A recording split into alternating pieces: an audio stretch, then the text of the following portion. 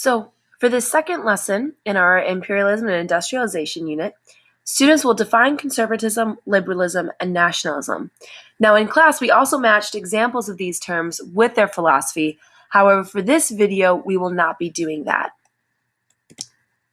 So, the first one to go over is conservatism. Now, conservatism is the belief in the value of social stability. So, at this time, that meant defending the class and the rights that went along with that. And the time that we're talking about is around the 1800s, and conservatism plays a huge role in the Congress of Vienna, which we talked about last lesson, and you can find that video in this playlist. But establishing that balance of power was an act of conservatism. Now, conservatives desired the society of pre-1789 Europe. Now, 1789 Europe is before the French Revolution, and the French Revolution radically changed the social structures of the time and also how the government functioned. And conservatives wanted to go back to how things were before then, with the monarchy, bureaucracy, aristocracy, and respectful commoners. Now, conservatism was against liberalism. They thought that liberalism was responsible for a generation of war and suffering. And if you think about the revolutions in America and in France, those were liberal revolutions. And so the conservatives blamed these new thoughts for any of the broken relationships and also all of the deaths that happened during those revolutions. A good example would be Metternich. Metternich, of course, was the Austrian ruler or Austrian leader who was sent to represent Austria's interests at the Congress of Vienna. And he was another one who believed that it was the liberal middle-class revolutionaries that stirred up the lower classes who really just desired peace and quiet. And Metternich actually believed that the people who were in the aristocracy were of a different race, really, than the people who were at the commoners. So he believed that the people who were at the top of society really deserved to be there. And conservatism really starts to butt heads with liberalism, and then also we'll see with nationalism. So on to liberalism. Liberalism is a radical challenge to conservatism, as I've already started talking about. And liberalism believes that national groups have a right to establish their own independent governments and to fulfill their own destinies. Now again, conservatives thought that liberalism would threaten to destroy their empires because the people who were conservatives were the ones who had these large empires. And if each national group could establish their own governments, that would tear apart those larger governments. And liberals also wanted representative government. So again, when we think about the revolutions in America and in France, they wanted to be able to represent themselves instead of having some monarch who was far and removed from their society making the decisions for them. Liberalism also stressed that there should be equality before the law. And it also wanted to establish individual freedoms. A lot of these will sound familiar from these different revolutions that I've been mentioning. Freedoms like freedom of the press, freedom of the speech, freedom to have assembly, freedom from arbitrary arrest, or from being arrested for really no means.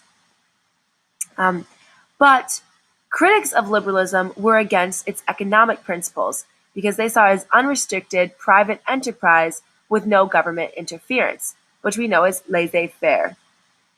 It becomes a doctrine that's more interested in business, and it becomes a big part of the Industrial Revolution, which we'll talk about later, because men believed they could do what they wanted in their own factories.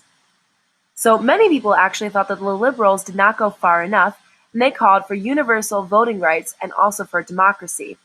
But the thing about liberalism at this time is that it's one more step further in that direction.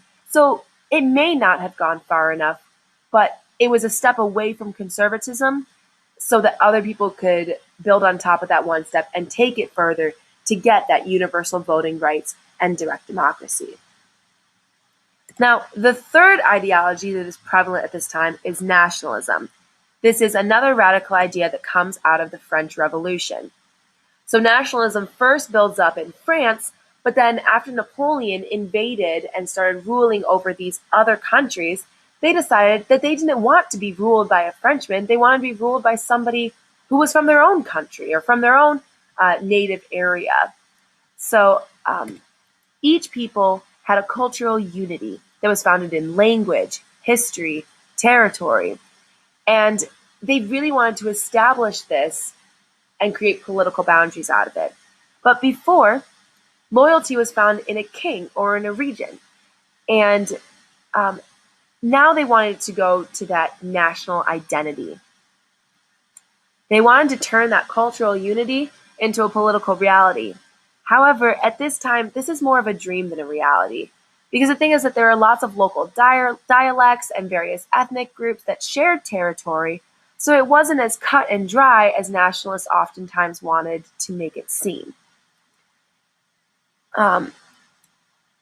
Nationalism was a threat to the existing political order, which again is why conservatives would be against nationalism. Because just like how liberalism wanted each nation to be able to have its own government, nationalism wanted each culture to have its own ruling body. And so, especially for a place like Austria that was a multicultural, multi-ethnic state, if each culture were to have its own governing body, then that would tear apart the Austrian Empire. So conservatives like Metternich from Austria would be against nationalism because it would also threaten the existing political order. Nationalism and liberalism did lead to many revolutions. And nationalism also leads to the idea of national superiority and a national mission that oftentimes would lead to aggression and conflict. Now, nationalism is a good thing. It helps to unite people. But like many other things, if used inappropriately, it can lead to strong racism and also genocide. So just like with other ideologies, nationalism is good, but we need to use discernment when we are upholding these nationalist ideas. So in our next lesson, when we start talking about the political revolutions around the year 1848, we'll see how these three different ideologies come out in a practical sense. But we'll get to that in the next video.